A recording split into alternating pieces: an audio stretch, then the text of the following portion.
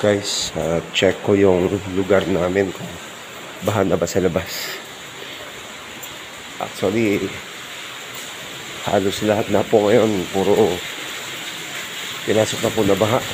Valenzuela, dito sa Marilao, ayan po, mataas po yung building namin, kaya lang, ayan na, sa labas, ayan na po, oh, sa labas na, yung parking, doon ako nakapark. Ayan, mataas pa yung parkingan namin. Yan si tatay. Yan. Ba't kayo papaulan? Ayun, papuntang highway, papuntang MacArthur. Ginagawa yung daan dyan. Doon ang MacArthur. Yan. Oo. Taas na po talaga. Pero dito sa amin, ayan, nasa ano pa lang. Mataas kasi itong building namin dito. Yan. Yan, nagsilitangan yung mga basura. Galing kayo sa labas? Yan, inaangat na ng tatay yung ano. Ingat kayo guys, ingat lahat, ingat po.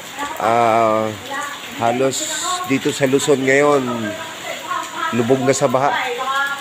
Pero don't worry, sa aming lugar, oh, mataas to. Sila Kuya Gilbert, Kuya Bobby, Kuya Arnold, pinasok na ng baha doon sa Valenzuela. Ayan. Pero sige lang, tiwala lang po tayo at magdasal lang po tayo na mahinto to.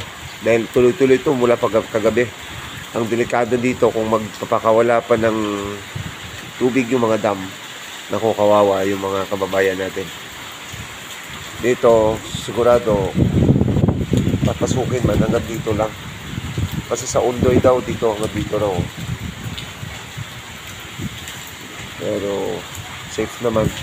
Ang sasakyan kung sakali aabutin. Pero mataas pa naman, oh. Huwag lang sana tuloy-tuloy. Medyo malakas pa rin, oh. Tingnan mo. So, keep safe guys. Tiwala lang. Dasal lang. Ayan. Basta kami dito, okay lang kami dito.